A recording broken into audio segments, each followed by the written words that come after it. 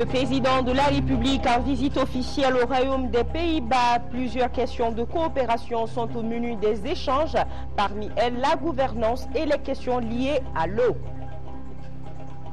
Comment réduire les pertes après les récoltes en Afrique francophone? La FAO et ses partenaires se concertent sur la question à Bamako. L'organisation estime à 4 millions de dollars par an ces pertes en Afrique subsaharienne. Le domaine universitaire désormais débarrassé de plus de 20 000 mètres cubes d'ordures. L'opération d'enlèvement d'incinération a coûté au ministère de l'Environnement et de l'Assainissement près de 40 millions de francs CFA. Le professeur Tchemoro Sangare s'est rendu sur le terrain cet après-midi. Et demain, 1er décembre, le monde entier célèbre la journée mondiale de lutte contre le sida. Pour en parler, nous recevrons le secrétaire exécutif du Haut Conseil national de lutte contre le sida, M. Malik Sen, sera l'invité de cette édition. Mesdames et messieurs, bienvenue à ce journal. D'abord, avant de développer ces titres, Ibrahima Djombele pour nous livrer le Conseil des ministres qui s'est tenu ce matin sous la présidence du chef du gouvernement, Mme Sissi Mariam Kaïdama Sidibé. Bonsoir Ibrahima. Bonsoir Nénia, mesdames et messieurs, bonsoir. Au chapitre des mesures législatives, sur présentation du ministre des Affaires étrangères et de la coopération internationale, le Conseil des ministres a adopté un projet de loi autorisant la ratification de la Convention sur la répression des actes illicites dirigés contre l'aviation civile et internationale, adopté à Beijing le 10 septembre 2010 par les États membres de l'Organisation de l'aviation civile internationale, OACI. 2. Un projet de loi autorisant la ratification du protocole additionnel à la Convention pour la répression de la capture illicite d'aéronefs adopté à Beijing le 10 septembre 2010. Depuis plusieurs décennies, des actes illicites dirigés contre l'aviation civile ont compromis la sécurité et la sûreté des personnes et des biens, entravant sérieusement l'exploitation des services aériens, des aéroports et de la navigation aérienne. Face à cette situation, la communauté internationale a élaboré et adopté en 1963 la Convention de Tokyo, en 1970 la Convention de La Haye et en 1971 la Convention de Montréal. Ces conventions visaient à assurer la sécurité et la sûreté des passagers et des biens et à promouvoir la coopération internationale dans les domaines de la prévention et de la lutte contre les actes illicites dirigés contre l'aviation civile. Avec le temps, ces instruments juridiques internationaux sont devenus inadéquats pour répondre aux nouvelles menaces, notamment les actes terroristes, la capture illicite d'aéronefs et autres actes d'intervention illicite contre l'aviation civile. C'est pour prendre en compte ces nouvelles formes de menaces et de renforcer la coopération internationale en vue de les combattre que les pays membres de l'Organisation de l'aviation civile internationale ont adopté le 10 septembre 2010 à Beijing la Convention sur la répression des actes illicites dirigés contre l'aviation civile internationale ainsi que le protocole additionnel à la Convention pour la répression de la capture illicite d'aéronefs. La nouvelle convention criminalise, entre autres, l'utilisation d'aéronefs civils comme armes pour provoquer la mort ou causer des dommages corporels ou des dégâts graves, et l'utilisation d'aéronefs pour libérer ou décharger des substances biologiques, chimiques ou nucléaires. Elle prévoit expressément la responsabilité pénale des commanditaires et des organisations d'une infraction. Quant au protocole additionnel à la Convention pour la répression de la capture illicite d'aéronefs, il amende la Convention de La Haye de 1970 en y ajoutant de nouvelles infractions et dispositions procédurales. Il en élargit la portée afin d'englober les différentes formes de détournement d'aéronefs effectuées avec les moyens de technologie moderne. L'adoption des présents projets de loi s'inscrit dans le cadre des procédures constitutionnelles prévues pour la ratification des accords internationaux par notre pays. 3. Un projet de loi autorisant la ratification de l'accord de prêt signé ici à Bamako le 26 septembre 2011 entre le gouvernement de la République du Mali et Export-Import Bank of Korea pour le financement partiel du programme de développement et de l'irrigation dans le bassin du Bani et à Séléngué, PDI BS phase 1. Dans le but de promouvoir l'autosuffisance alimentaire et de contribuer à la réduction de la pauvreté dans le bassin du Bani et à Sélégué, le gouvernement de la République du Mali a signé avec Export-Import Bank of Korea un accord de prêt d'un montant de 21 584 000 $ des États-Unis, soit 10 628 millions de francs CFA environ, destiné au financement partiel du programme de développement de l'irrigation dans la zone cible phase 1. Les composantes du projet portent sur le développement des infrastructures de production, l'augmentation de la production et de la productivité des systèmes de production agro-silvo-pastorale et piscicole, le renforcement des capacités et l'appui aux initiatives locales. La ratification de l'accord est une étape nécessaire à sa mise en œuvre. Au chapitre des mesures réglementaires, sur le rapport du ministre de l'économie et des finances, le Conseil des ministres a adopté un projet de décret portant approbation de l'avenant numéro 1 au marché relatif à l'exécution des travaux de construction de 15 puits-citernes supplémentaires dans le plateau d'Ogon. La construction des puits-citernes étant des volets du projet d'hydraulique villageois dans le plateau d'Ogon qui vise à la mise en place d'infrastructures hydrauliques et d'assainissement.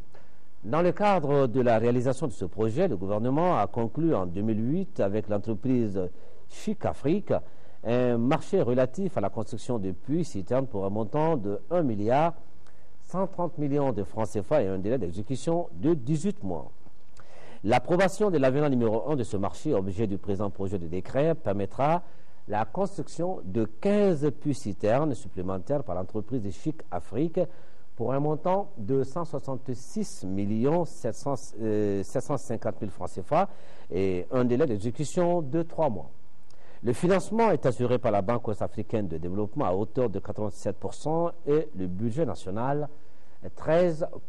Au chapitre des communications, au titre du ministère des Maliens de l'extérieur et de l'intégration africaine, le Conseil des ministres a examiné une communication relative au premier rapport d'étape de suivi et d'évaluation des progrès réalisés dans la mise en œuvre du plan d'action national PAN dans le cadre du mécanisme africain d'évaluation par les pairs MAEP pour la période 2010-2011.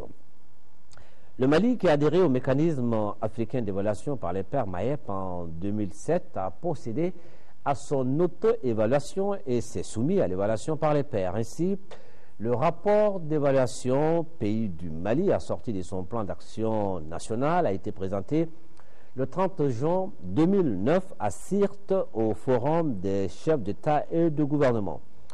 Le premier rapport d'étape de suivi et d'évaluation, objet de la présente communication, porte sur les progrès réalisés dans la mise en œuvre du plan d'action national dans le cadre du mécanisme africain d'évaluation par les pairs pour la période 2010-2011. À l'analyse, le Mali a réalisé des progrès dans les domaines de la vie politique, sociale et économique.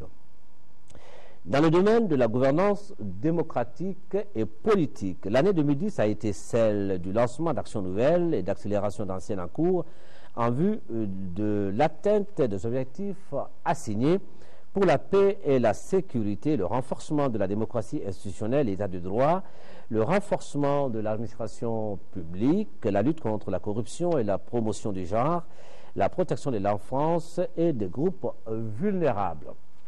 Dans le domaine de la gouvernance et de la gestion économique, les réformes économiques structurelles ont été poursuivies avec pour effet le maintien d'un cadre macroéconomique favorable à la croissance économique et à l'emploi des jeunes. Dans le domaine de la gouvernance des entreprises, l'appui au secteur privé a permis l'amélioration de l'environnement des affaires et la progression du classement du Mali parmi les 10 premiers pays réformateurs en Afrique.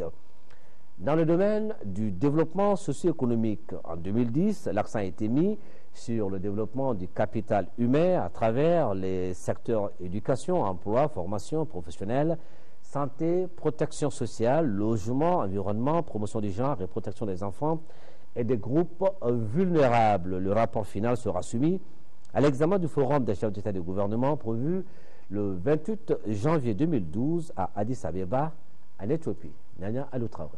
Merci Ibrahima. Et le président de la République poursuit sa visite officielle au Royaume des Pays-Bas. Une visite au programme très serré après l'accueil officiel au Palais Royal. Amadou Toumani Touré et sa délégation ont eu des échanges sur l'eau. Ensuite, le chef de l'État a prononcé un discours au Sénat avant de dîner avec la reine. Le point, c'est avec nos envoyés spéciaux Abdul Salam Bambara et Tchessira Dambili. Arrivé lundi soir à Rotterdam, c'est le lendemain et plutôt à La Haye que le président malien a été officiellement accueilli aux Pays-Bas par la reine Béatrix. Moment solennel avec les hymnes des deux pays. Revue des troupes par le président Amadou Toumani Touré. Ensuite, la présentation de la délégation malienne.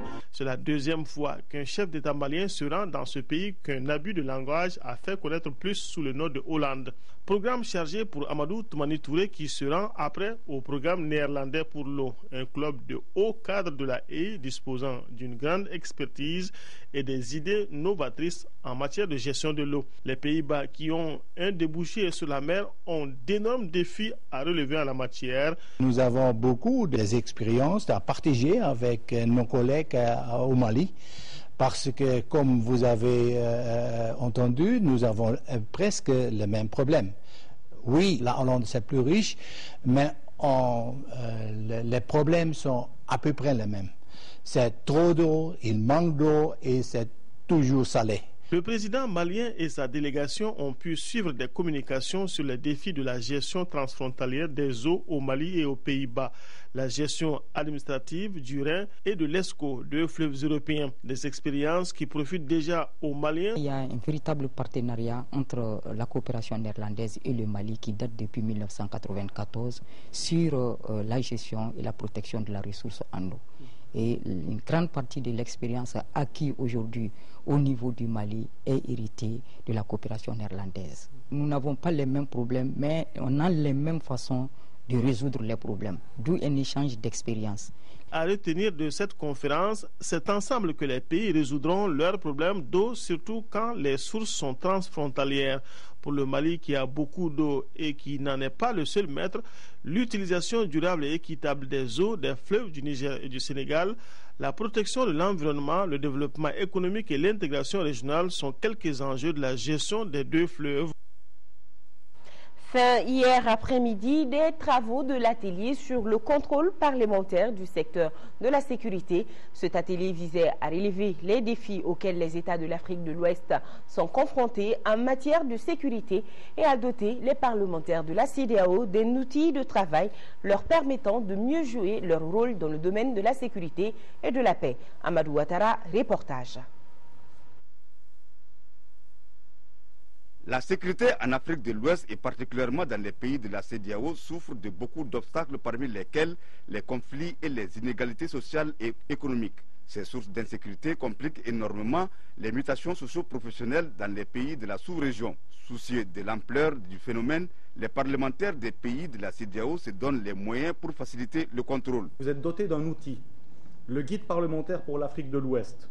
Cet outil est à votre disposition. Mais bien entendu, l'utilité d'un outil qui reste dans sa boîte est discutable. Donc nous espérons que vous allez vous l'approprier, que vous allez informer vos pairs. Le contrôle du secteur de la sécurité est à la fois complexe et compliqué. Et c'est donc un défi que les parlementaires de la CEDEAO se doivent de relever. Vous avez discuté des thèmes qui sont extrêmement importants, mais qui sont difficiles à mettre en œuvre. Parce que quand il s'agit des problèmes de sécurité, vous convenez avec moi que c'est extrêmement difficile pour nous parlementaires, de savoir, de contrôler véritablement les problèmes en matière de sécurité. Vous avez fait des recommandations, vous avez fait un rapport de synthèse. Bon, on va voir ce qu'on peut faire. Mais c'est toujours extrêmement compliqué de contrôler le secteur de la sécurité nationale. Cet atelier, faut-il le rappeler, a regroupé l'ensemble des pays de la CEDEAO et était conjointement organisé par le Centre pour le contrôle démocratique des forces armées, l'Union interparlementaire et l'Assemblée nationale du Mali.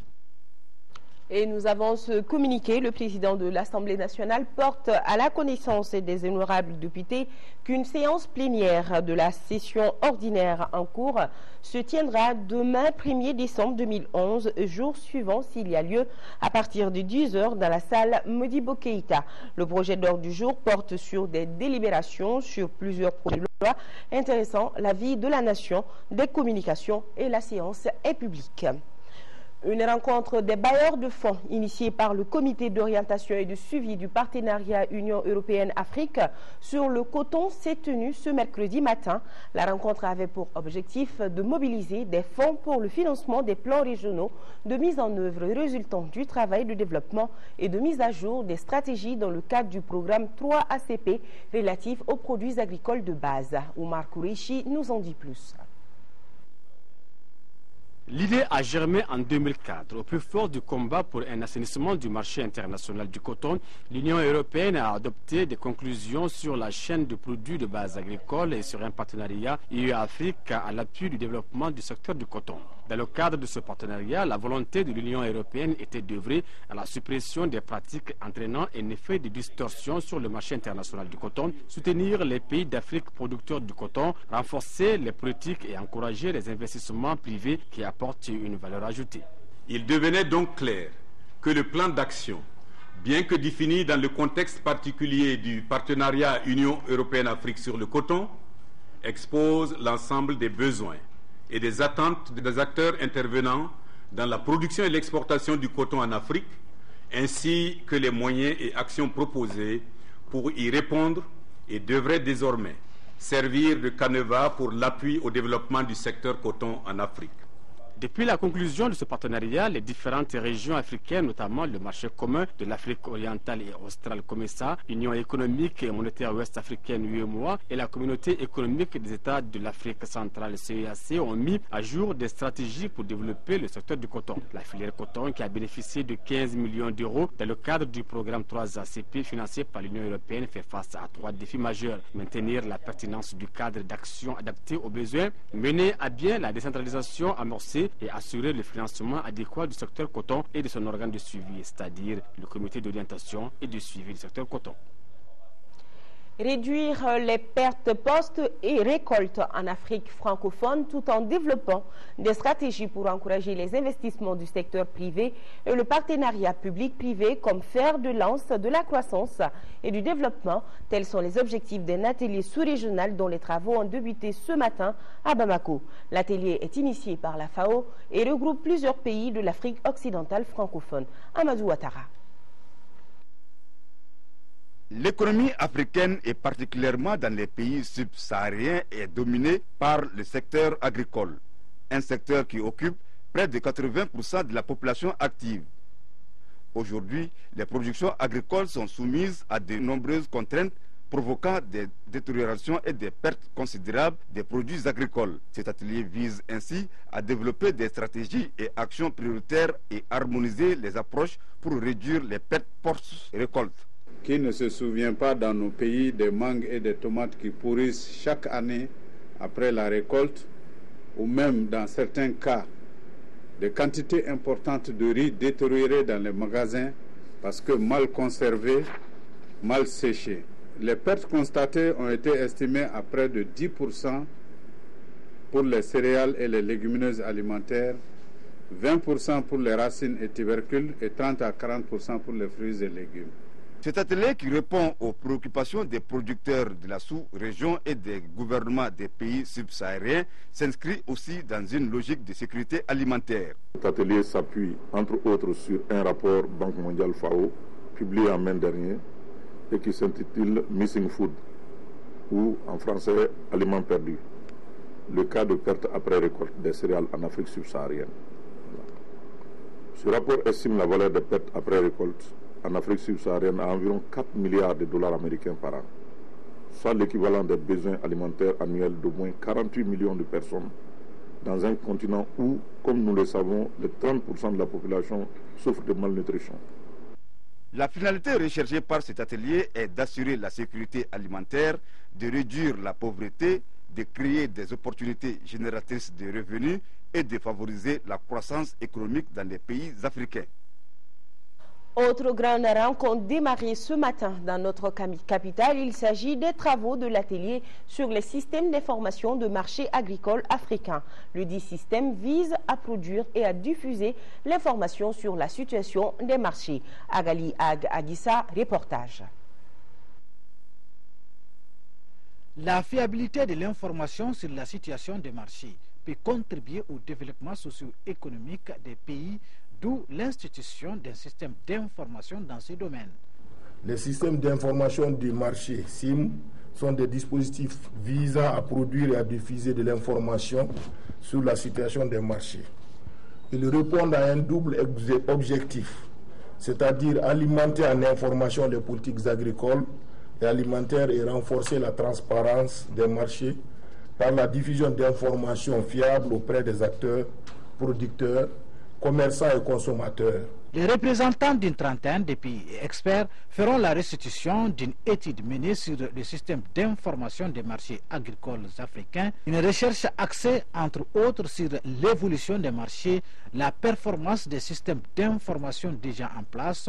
Aujourd'hui, avec l'évolution des outils d'information, la performance des dispositifs déjà en place suscite beaucoup d'interrogations. Alors, les systèmes d'information sur les marchés mis en place dans les années 80 avaient pour vocation d'accompagner la libéralisation des marchés et de fournir de l'information pour la sécurité alimentaire. Elles étaient principalement centrées sur les produits céréaliers. 20 ans plus tard, c'est-à-dire aujourd'hui, presque 30 ans plus tard maintenant, il est utile de s'interroger sur la pertinence de ces systèmes. Le système d'information du Mali fonctionne très bien et joue un peu le rôle de modèle en Afrique de l'Ouest. Donc les autres systèmes d'information de marché d'Afrique de l'Ouest essayent un peu de copier le Mali, qui est un peu en avance, qui a innové, qui a essayé des choses nouvelles. Les recommandations issues de ces travaux de 3 jours devront contribuer au bien-être des populations à travers le renforcement des politiques de sécurité alimentaire.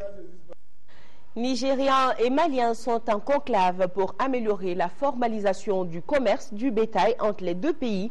Au menu de cette rencontre, les opportunités d'affaires sur le marché malien. Cette concertation devra également permettre aux deux parties de se mettre d'accord sur les conditions d'achat du bétail et le nombre de têtes à vendre par mois.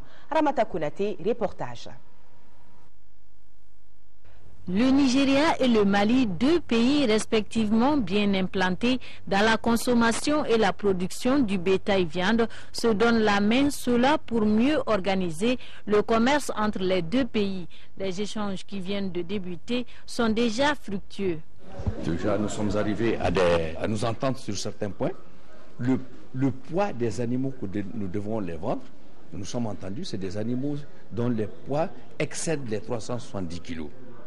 Nous nous sommes entendus sur la livraison de ces animaux à Lagos, sur les pertes de poids possibles jusqu'à 5%, la mortalité jusqu'à 2%. Les transactions se feront exclusivement en francs CFA. Les modalités de paiement se feront par transaction bancaire.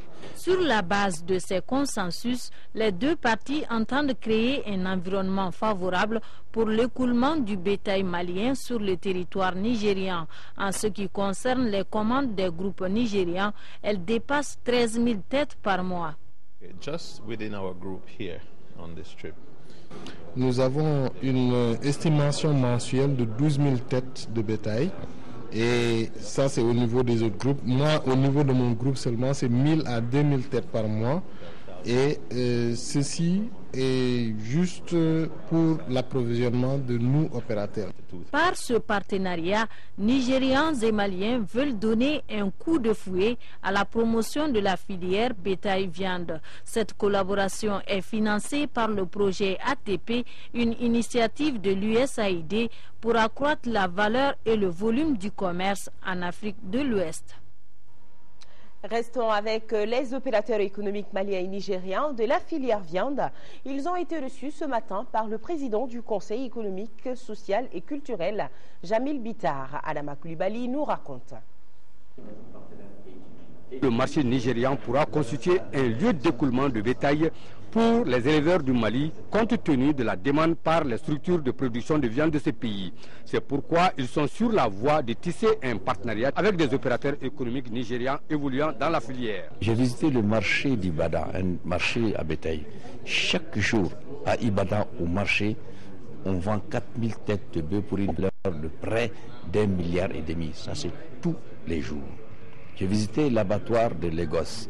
Le directeur Idriss gère cet abattoir, et il y en a 14, qui abat chaque matin 1000 têtes de bœufs, et il gère en plus de ces 1000 têtes de bœufs 300 aires d'abattage autour de Lagos. C'est pour vous donner une idée de ce géant de l'Afrique. C'est un marché immense, c'est un gisement pour la promotion de l'élevage dans notre pays. Quant aux responsables de la délégation nigériane, il dit qu'ils sont intéressés par ce partenariat au-delà des échanges dans la filière, que d'autres aspects de développement peuvent surgir. Comme le président l'a si bien dit lors de notre rencontre, notre espoir, c'est que les autorités maliennes, et notamment le président du Conseil économique, social et culturel, nous appuient notamment dans les conclusions de contrats pour que ceci puisse se réaliser et se mettre en œuvre de façon très, très harmonieuse et sans contrainte aucune, et qu'on puisse vraiment lever tous les obstacles pour que nous, opérateurs nigérians, puissions commercer de façon très harmonieuse avec les opérateurs du Mali. C'est à travers le projet USAID qui fait la promotion de l'agroalimentaire que ces opérateurs économiques maliens et nigérians ont pu se donner la main. Le domaine universitaire est désormais débarrassé de plus de 20 000 mètres cubes d'ordures. L'espace servait au dépôt des ordures des populations de la commune 5. Le gouvernement, à travers le ministère de l'Environnement et de l'Assainissement, vient de procéder à l'enlèvement et à l'incinération de ces ordures pour la sécurisation de l'espace universitaire. Le coût de l'opération est évalué à près de 40 millions de francs CFA. Le ministre de l'Environnement et de l'Assainissement était cet après-midi sur le site pour constater la fin des travaux. Et une visite suivie par Bourama Traoui. Le thème retenu pour l'édition 2011 est « Droits de l'homme et accès universel ». Ce thème tient compte du fait que la protection et la promotion des droits de l'homme sont des aspects essentiels de la lutte contre le VIH-Sida. La disponibilité et l'accessibilité de la prévention, du traitement, du soutien et des soins du sida constituent l'aspect fondamental du droit à la santé des personnes infectées ou à risque de contacter l'infection par le VIH. À l'occasion de cette journée mondiale de lutte contre le sida 2011, nous notons avec satisfaction les progrès notables réalisés vers l'accès universel à la prévention, au traitement et aux soins du VIH-Sida dans la région africaine. Cette année, nous nous sommes réjouis que l'épidémie dans l'ensemble, nous notons une vraie tendance à la baisse. Si vous regardez les chiffres, à part la prévalence mondiale qui est passée de 28 millions en 2001 pour être aujourd'hui à 34 millions, mais cela est le résultat de l'efficacité des traitements qui, naturellement, augmente la survie des personnes vivant avec le VIH en même temps que leur qualité de vie.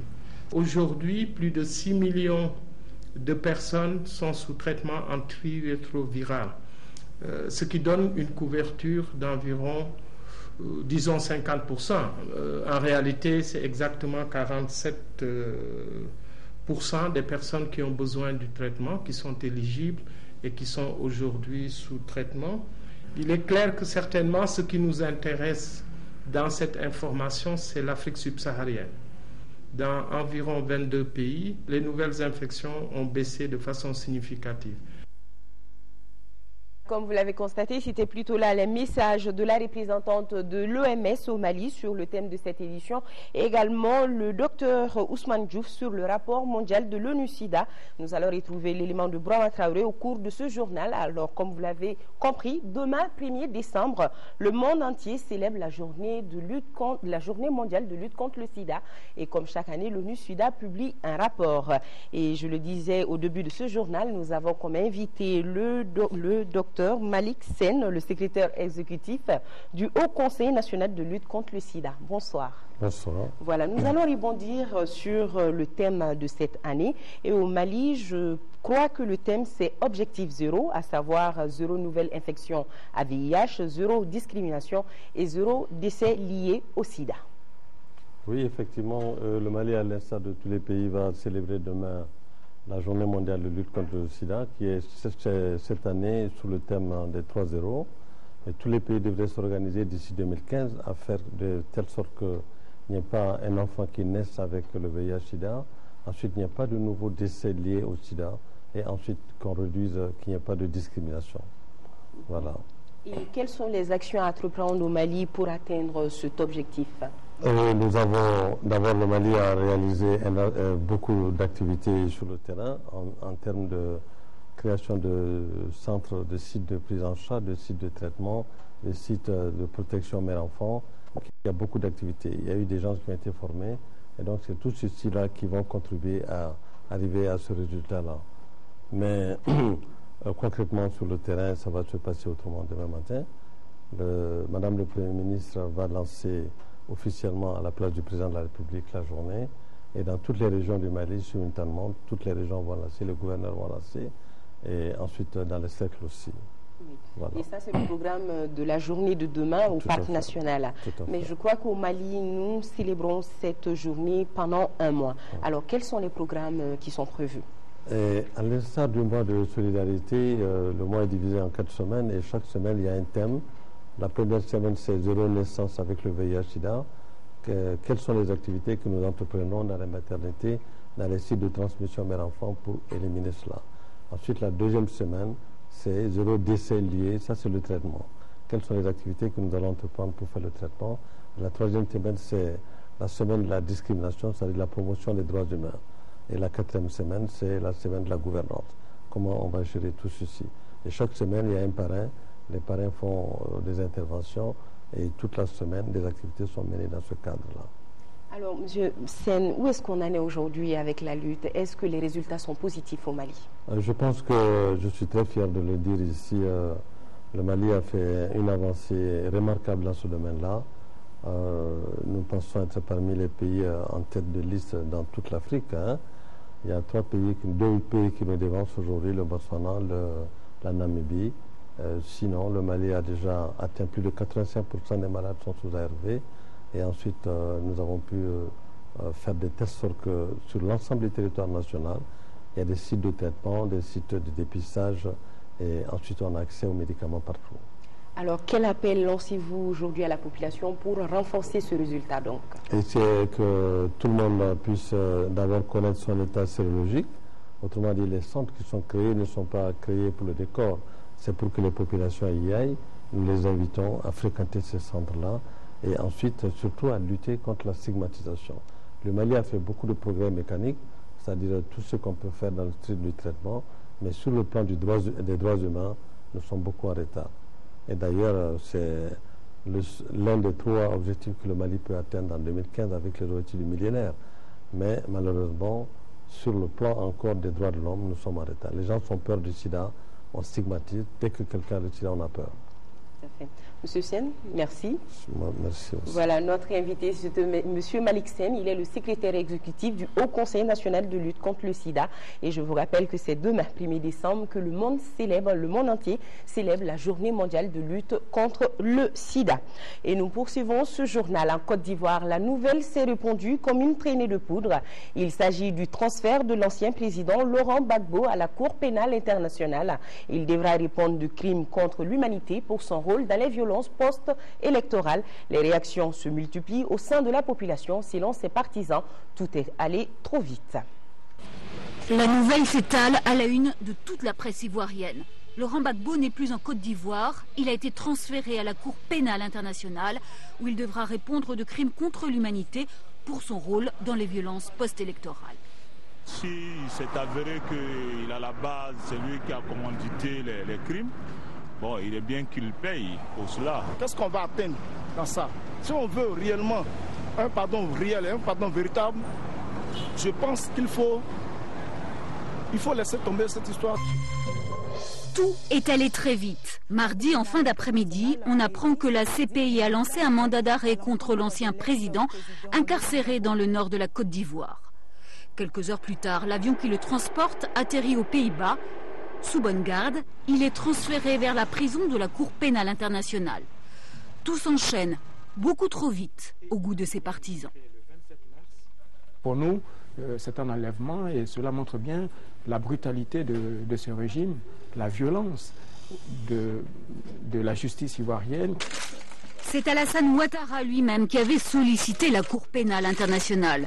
C'est donc fort logiquement que le gouvernement s'est réjoui, estimant que Laurent Gbagbo, loin de la Côte d'Ivoire, cela allait permettre de tourner la page à quelques jours des élections législatives. Mais pour le journal Notre Voix, l'organe du FPI, c'est le contraire qui risque de se passer chez les partisans de Laurent Gbagbo. Même ceux qui étaient engagés dans le processus électoral ont décidé de se retirer. Avec ce transfèrement, le processus de réconciliation prend véritablement du plomb dans l'aile. La première comparution de Laurent Gbagbo devrait avoir lieu avant la fin de la semaine. Une comparution essentiellement technique, mais probablement très médiatique. Ouverture cet après-midi au Centre international de conférence de Bamako de la 3e conférence africaine de la Commission internationale de l'irrigation et du drainage sur la sécurité alimentaire et les changements climatiques. L'ouverture de cette 3e conférence était présidée par le ministre délégué auprès du Premier ministre chargé de la zone office du Niger, en présence de plusieurs experts venus d'Europe, d'Asie et d'Afrique. Compte rendu Mahamadou Doumbia. En 2025, 1,8 milliard de personnes vivront dans des pays ou régions avec une pénurie d'eau absolue. 75% de la population africaine seront confrontées à la famine. Autre constat d'année en année, à cause du changement climatique et la rareté des pluies, la sécurité alimentaire est de plus en plus menacée dans plusieurs pays.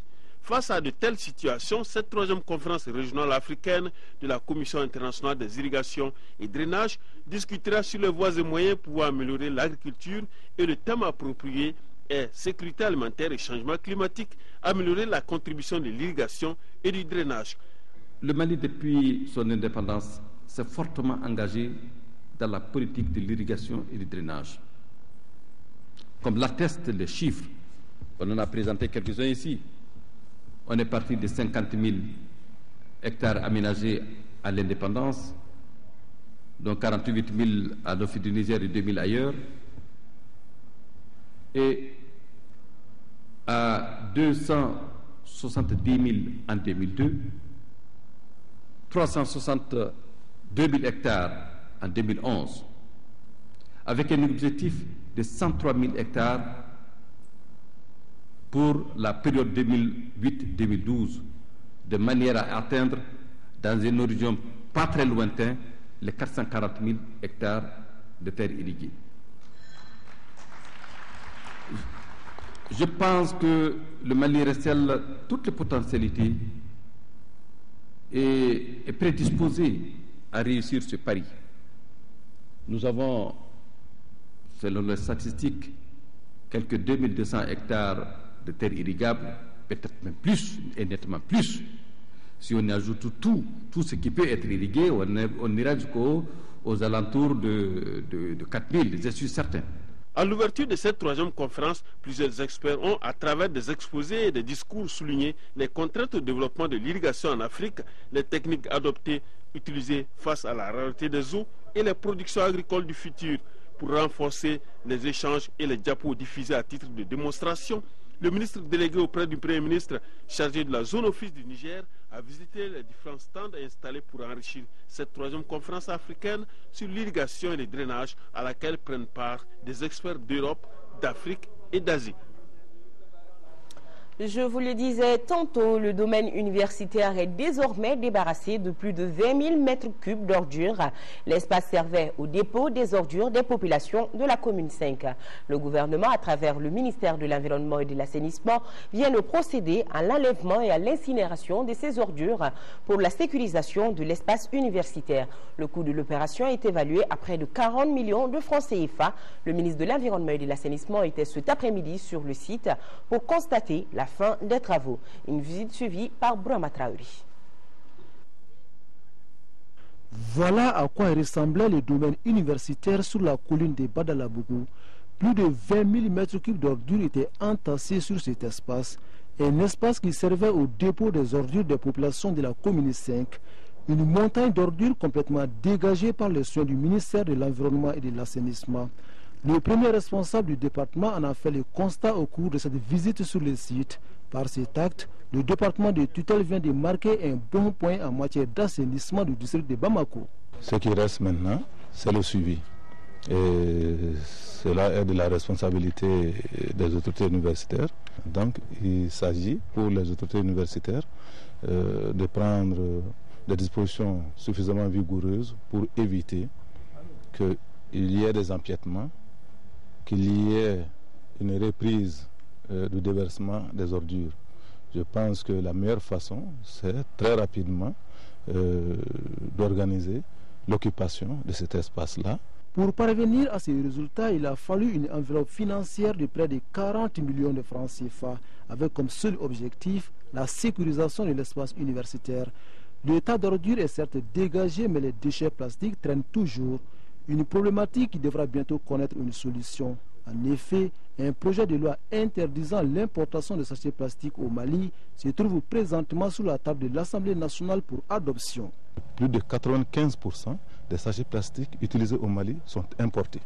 Donc, en interdisant l'importation, le problème est pratiquement réglé.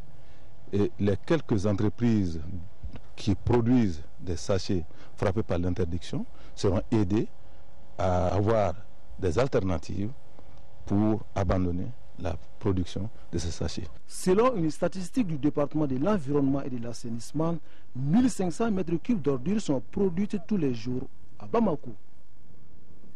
Plusieurs syndicats et organisations de la société civile réunis au sein d'un collectif ont organisé ce matin une marche pour dire non au projet de révision constitutionnelle et à l'assurance maladie obligatoire. La marche, qui est partie de la pyramide de souvenirs, a pris fin à la place de l'indépendance par plusieurs déclarations.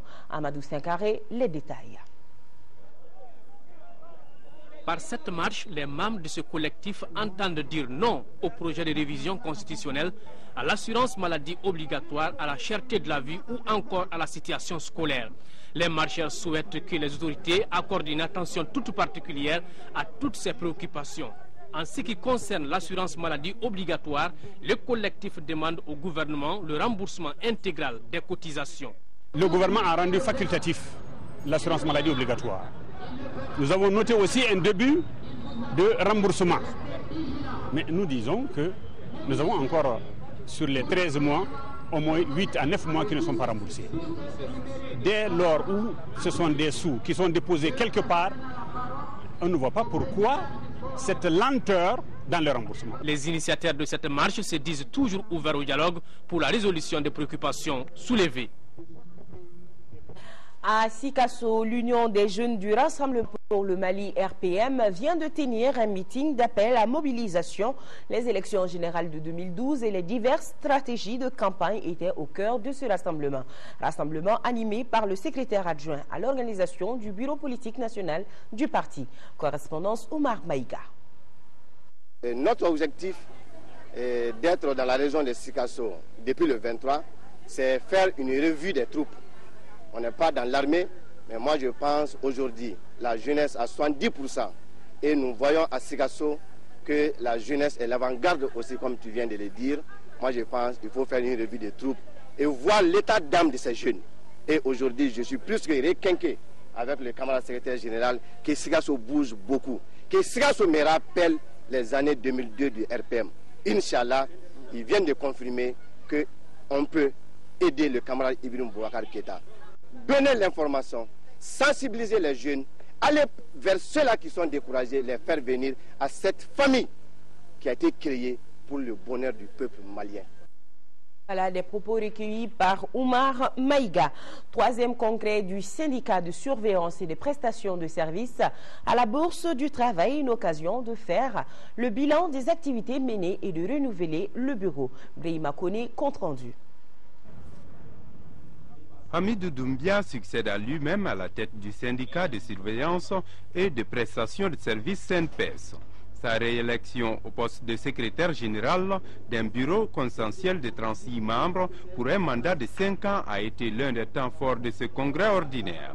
Je place ce mandat sur le signe de la collectivité, c'est-à-dire que la réunion de l'ensemble des sociétés de gardiennage, de services d'entretien et de nettoyage, donc pour le renforcement de nos bases.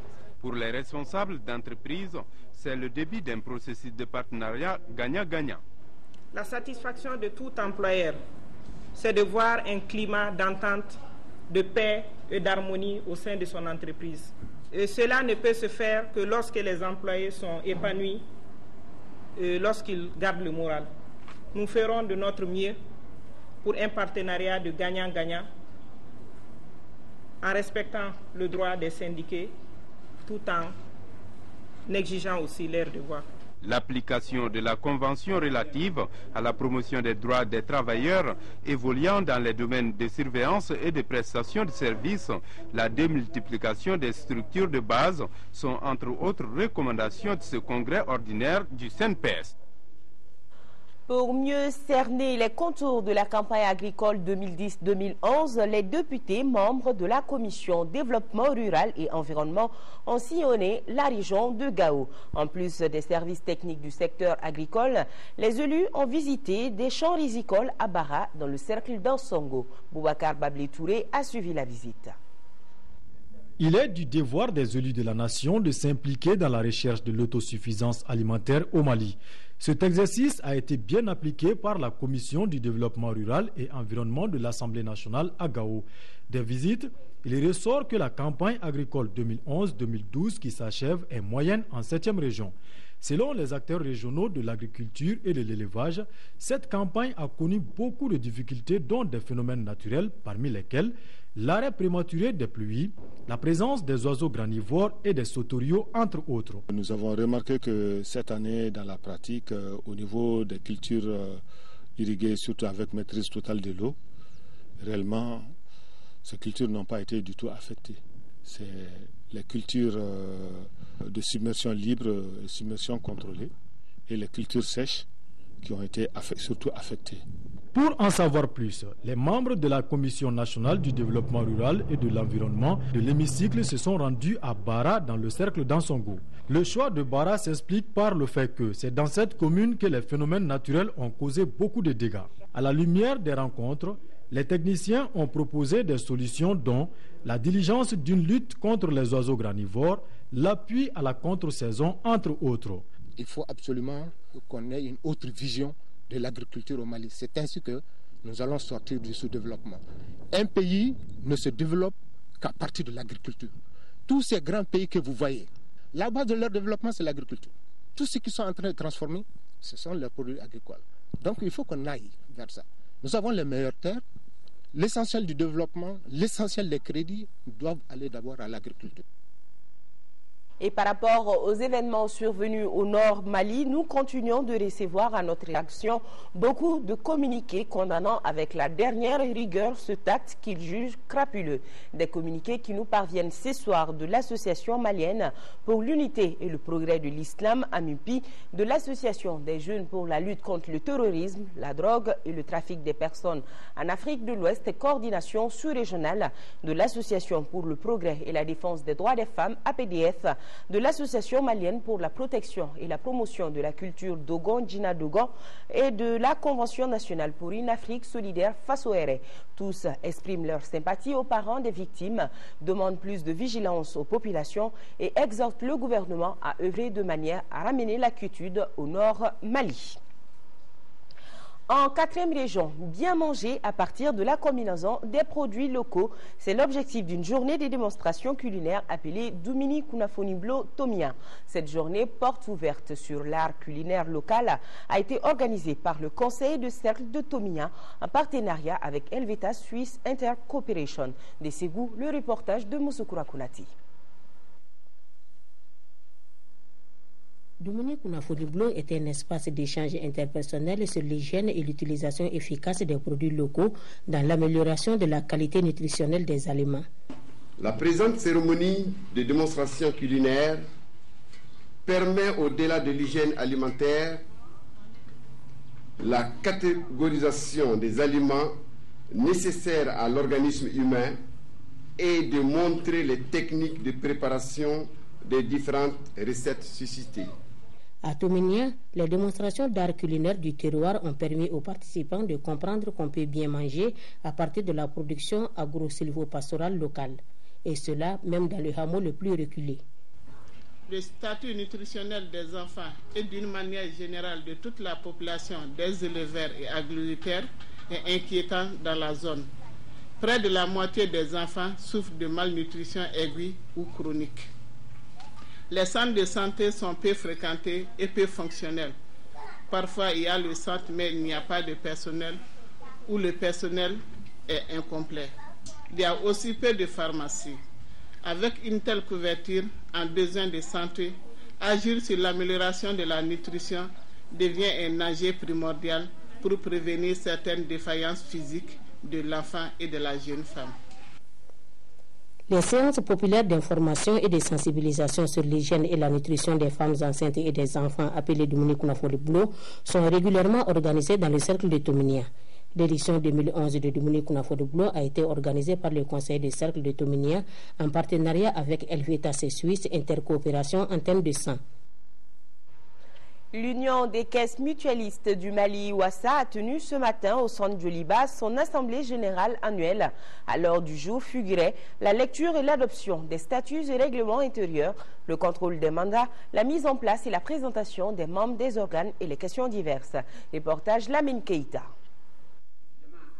Au cours de cette assemblée générale, il s'agissait pour les membres de partager les projets de l'Union des caisses mutualistes du Mali, Ouassa, de prendre des dispositions pour l'application de la nouvelle réglementation de la loi 10-013, de relire et d'adopter les textes statutaires conformément au nouveau règlement de la Banque centrale des États de l'Afrique de l'Ouest. Chers partenaires du système financier décentralisé, ici présents, nous rassurons qu'à compter de cette date, nous ne ménagerons aucun effort pour renforcer notre union et poursuivre nos objectifs assigné. L'union entre les caisses d'épargne du Mali est une réalité incontournable de nos jours pour bénéficier du soutien financier des bailleurs. Mais l'union connaît quelques difficultés. Nous avons besoin quand même du soutien de l'État. Il y a eu une nouvelle loi en 2010, la loi 10-013, qui demande quand même à ce que toutes les caisses soient d'abord en union. Tant que vous n'êtes pas en union, vous allez disparaître. Ça, c'est une obligation. Tous les pays de l'UMOA sont soumis aux mêmes instructions de la BCEAO. Donc, c'est des instructions qui sont très fermes et qui concordent avec la nouvelle loi. Il faut les appliquer ou vous disparaissez. L'Union Ouassa comprend actuellement 9 caisses avec près de 30 000 membres. À l'issue de l'Assemblée générale, un nouveau bureau de 19 membres, dont 6 femmes, a été mis en place. Lancement du projet d'insertion professionnelle des personnes handicapées, phase 2, dans le district de Bamako, une initiative de la Fédération malienne des associations des personnes handicapées avec le concours de son principal partenaire Handicap International. Adama Koulibaly, reportage. Le projet d'insertion professionnelle des personnes handicapées qui vient d'être lancé est à sa deuxième phase. Il est adressé aux handicapés du district de Bamako. Le PUPROF, nom raccourci du projet, servira à promouvoir un travail décent, générateur de revenus à ces personnes en situation de handicap. C'est un projet qui pourra aussi réduire la vulnérabilité dans laquelle elles se trouvent. C'est l'occasion pour moi d'exprimer ma reconnaissance à Handicap International pour sa confiance affirmée et renouvelée à une organisation de personnes handicapées qui a fait de l'insertion professionnelle son cheval de bataille. J'ai nommé Emploi Intégration des personnes handicapées pour le développement, EIT. Handicap International, ONG qui est présente au Mali il y a plus de 20 ans, et ses amis se battent pour favoriser la pleine participation des personnes en situation de handicap au développement socio-économique du pays. Plus d'une centaine de personnes de cette couche défavorisée ont déjà bénéficié des retombées de ce projet qui vient d'être lancé dans sa seconde phase. Depuis que nous sommes au Mali, notre grande satisfaction, notre grand succès, c'est la mise en place, on a contribué à mettre en place le Centre national d'appareillage orthopédique donc au Mali, à Bamako, ainsi que les antennes, 6 antennes à travers tout le pays. Et notre satisfaction, c'est surtout de voir ce centre national d'appareillage aujourd'hui qui est viable, qui est soutenu par le gouvernement et qui donc aujourd'hui, tous les jours, donc produit des prothèses, des cannes, des béquilles, des fauteuils roulants pour personnes en situation de handicap qui en ont besoin. La cérémonie de lancement a signé la présence de représentants des départements impliqués dans l'emploi et le social. Le représentant du ministre du Développement social, de la solidarité et des personnes âgées n'a pas manqué d'éloges. Voilà, avant de refermer ce journal, je vous rappelle l'une des principales informations. Demain, 1er décembre, le monde entier célèbre la journée mondiale de lutte contre le sida. Pour en parler, nous avons reçu le secrétaire exécutif du Haut Conseil national de lutte contre le sida. M. Malik Sen était l'invité de cette édition. Et le thème de cette année est Objectif 0, 0 nouvelle infection à VIH, 0 discrimination, 0 décès liés au sida. Merci de nous suivre de par le monde, particulièrement à Nioro du Sahel, c'est dans la région de Kaï, au Mali. Ce journal est terminé. Je vous retrouve demain, même heure, même plateau. Bonsoir à tous.